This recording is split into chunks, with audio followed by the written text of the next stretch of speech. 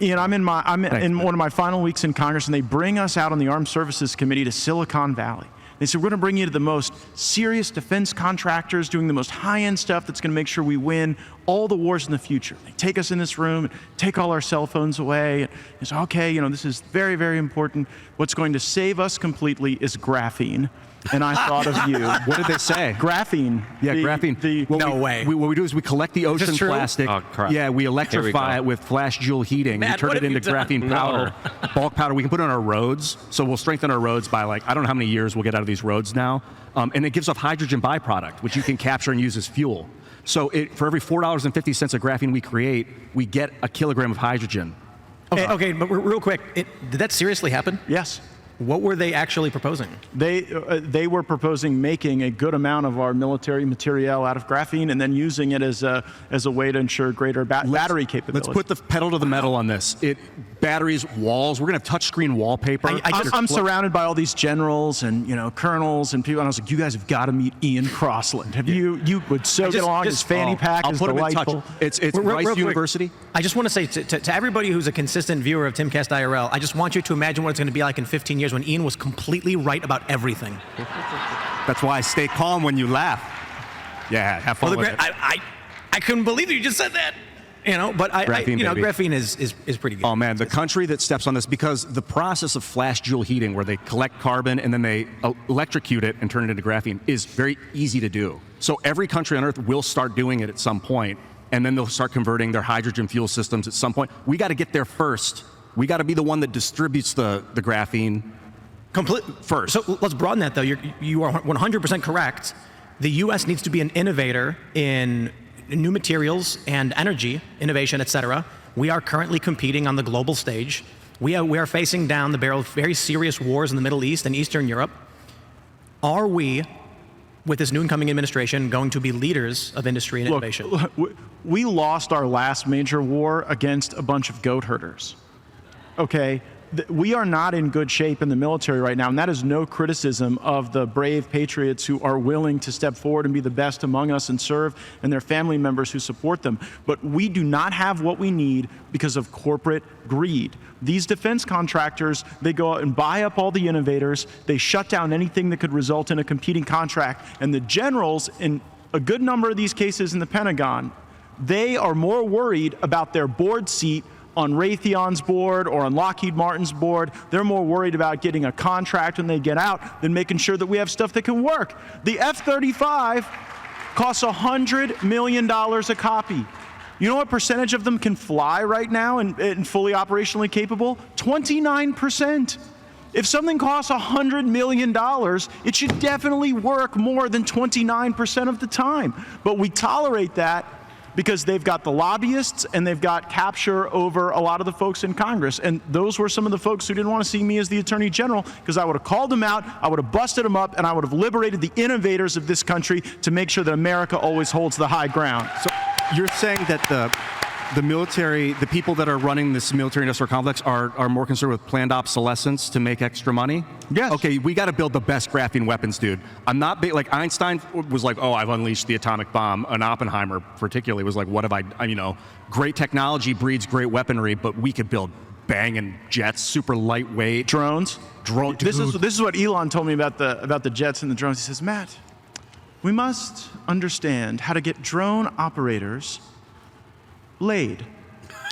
Because the mentality in the Air Force is you've got to be a fighter pilot to achieve all of the machismo and be super impressive. And that if we vaulted the 280-pound drone operator living in his mother's basement to the same level. I don't know the solution on that, but if you come up with it... We could get them in VR on treadmills. Well, it starts so they have to really... Just inject the graphene right into their veins. I have a crazy idea. How about we just don't invest all the money in murder and death, and we actually allow America to be free and not be burdened by the military-industrial complex? Can we just do that for a second and imagine a world where maybe free trade and enterprise leads the way instead of American foreign policy that has been hijacked by the neocons? Well, that's a great argument. How's it going for you? Because from my vantage point, we seem to be involved. Joe Biden sleptwalk us into multiple wars that were not in the interest of this. It wasn't Joe Biden. It was the intel agencies that got us into these wars that were predominantly used to human traffic and drug traffic. So if you look at the aspect of the intel agencies getting their way, they did get their way. I'm pretty sure we all agree we don't want to be involved in foreign incursions and interventions.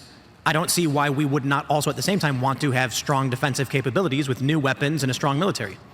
That's the answer. The answer is to have the most badass military that the world has ever known, and then to use it appropriately and sparingly, and to have it as a functioning deterrent. But that doesn't produce a sufficient amount of the money laundering and other ails that Luke pointed out. And so you have that tension that typically resolves in some patriotic call to relive, World War II politics in the modern era, where we are more interconnected and more, I think, capable of creating peace if we will allow it to blossom and emerge. So Luke, how would you feel if we were not involved in any foreign wars? We said, no, we're not sending our U.S. troops to some faraway land for some intervention, nation building, whatever, but we did invest in, train, develop, and then we had our troops on the southern border.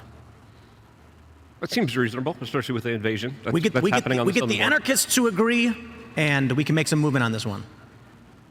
There's nothing wrong with strong defense, but the problem is it's not defense; it's offense. The problem is it's human trafficking, it's drug trafficking. Right. I mean, I understand what you're saying about human trafficking and drug trafficking. I think that's something that we all condemn and something that we all want to avoid.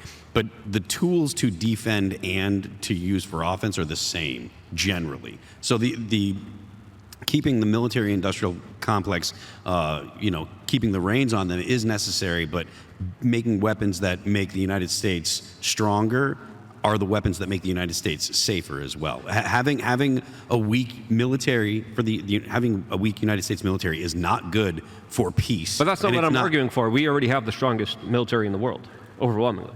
One of the issues, though, is with the fog of war. If you don't know what's going on in their territory, they might be building up an armada to sneak attack you. So that's intel agencies that you're talking about. So they put military bases in other countries so they can't sneak up on us. We learned our lesson in World War II.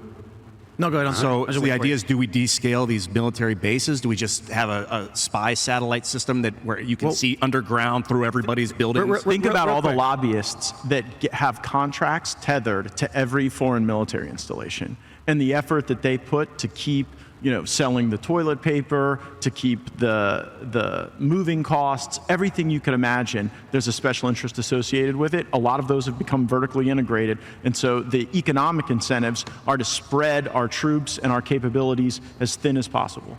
So Luke says we have the strongest military in the world. Matt says we just lost to a bunch of goat herders. What's happening? We do not have the strongest military in the world, sadly. I wish we did. Are the goat herders stronger?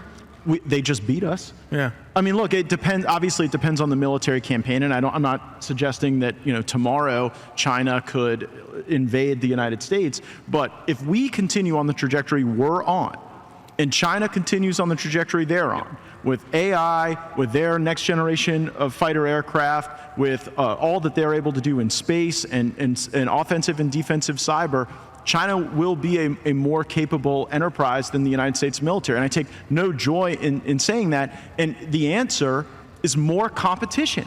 Right? Again, take the F-35, for example. Only Lockheed Martin can build it, and then only Lockheed Martin can service it.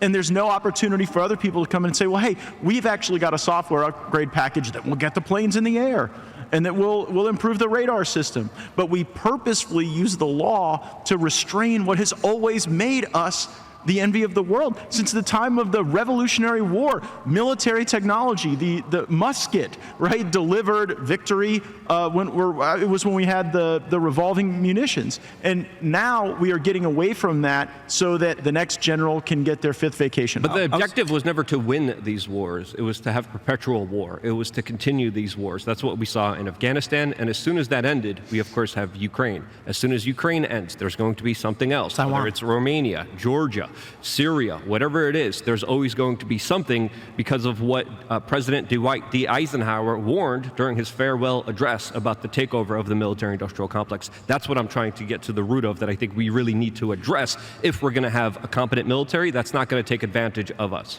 Charlie, I'm sorry, I don't think Lockheed's going to be your sponsor for next year's Turning Point. That is okay. Okay. It's sort of like this. We got a brain. Charlie, I'd love just to listen to you talk for 20 minutes, actually. Do you have any burning ideas right now? Whatever. I'm enjoying. Okay, I'm going to go then. Okay. It's like a brain worm that we need to extract from the military. This industrial complex is where it went wrong. Like when we were liberating, in the Spanish-American War, when we liberated Cuba, that's cool. When we stopped the Barbary pirates, that's cool. You want to protect and prevent horror. So I'm thinking we do like a festival where we just get a bunch of drones to simulate attacks on like cities or whatever, or wherever at this festival, and people can come bring their anti-drone weaponry technology and just take turns blasting the drones out of the sky. But the problem is if we do it publicly, then the world will see the technology, and that might be a problem. So how do you open source a secretive weapons campaign? In 10 years, there's going to be a member of Congress as I was sitting down at a defense meeting, and they explained the drone festival that they're going to be working on, and he was right the whole time. Well, but it's interesting, like the reason that Native Americans often wouldn't suffer like grave death when they would fight one another before the Europeans got here is because they'd both go down to the, both sides would go down to the river. One tribe sends up their 2 or 3 toughest guys. The other tribe sends up their 2 or 3 toughest guys. Maybe you get some broken bones. Maybe a person dies, but you don't have this mass slaughter, right? And so if the way warfare is going to change is it's going to be our robots against their robots. Maybe instead of having the wars and the death, we just run the simulations and be like, oh, hey, Russia, we ran the simulation of your drones against country X's drones, and their robots won, so you don't get the territory. Hey, that's like the Olympics, man. More complex. It's like playing online video games with people. Like, hey, I bested you. I don't need to kill you now. It comes down to like, if I don't have enough food, then I don't care what the simulation says. I'll get desperate. So you do want to make sure resources are distributed properly. But you can do that with drones too. We could set up automated drone programs where we're constantly delivering food to isolated areas, and they're coming back. We could set up drone programs that are digging the sand out of the Sahara and putting it back in the ocean. Is that what they're doing in New Jersey? So I wonder, I think they might be setting up a system where they can now regulate drones. I'm concerned that it's like they want to scare us and be like, we got to make sure we can. I don't know. Other than that, maybe they're training and they're testing some defensive drone technology. Yeah, what do you guys think Charlie, what do you think is going on? I have no strong opinions on it. None whatsoever. I'm watching Matt, what do you die think? inside. You know secrets. Nobody knows about the drones? Well, I think one thing is clear. We could speculate what they're doing, but the one obvious truth here is that the U.S. government is deliberately freaking out the American people. They are deliberately lying about it. They told us that it was Iranian motherships. They told us that it was the Chinese. They told us that it was civilians. They told us that it was ours. They're speaking out of both sides of their mouth here, and they're spreading a lot of fear and panic. I really do What do you want the drones to be, Luke? If you could ideate whatever the actual thing they're doing, what do you hope they're doing?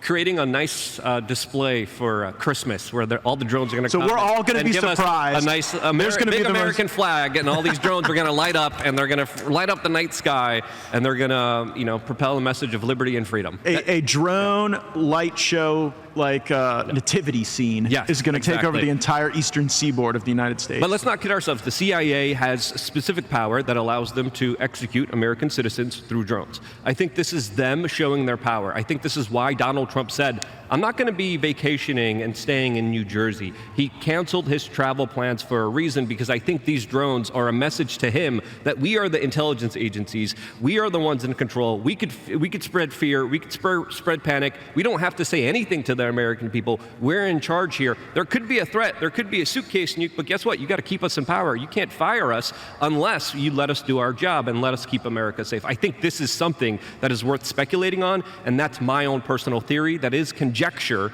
but I think it's the more kind of plausible explanation here. Do you think there's going to be some kind of false flag before Trump gets in office? I think that could be a threat used against Trump right now. I think there could be a larger message saying, look, this is the operation we got going. This is how we have everyone ramped up. This is how we have the larger psychological war and the psyop playing out already. The American people are primed for this. What are you going to do, Donald Trump? You're going to keep us in power? You're going to make sure America is safe? Or you're going to let the bad guys win? What are you going to do here? And he doesn't fear them. He does not fear them. There's no part of Trump who has to feel, if he did, he would not be sending Tulsi Gabbard over to be the director of national intelligence. He is sending somebody over there who is very thorough, very smart. Charlie and I have spent a lot of time with Tulsi just throughout this transition. I'm not saying he's fearing them. I'm saying this could be their desperate attempt to send him a message. Thanks for checking out this clip from Timcast IRL. Make sure to watch the show live Monday through Friday at 8 p.m. Subscribe to this channel, and we will see you all there.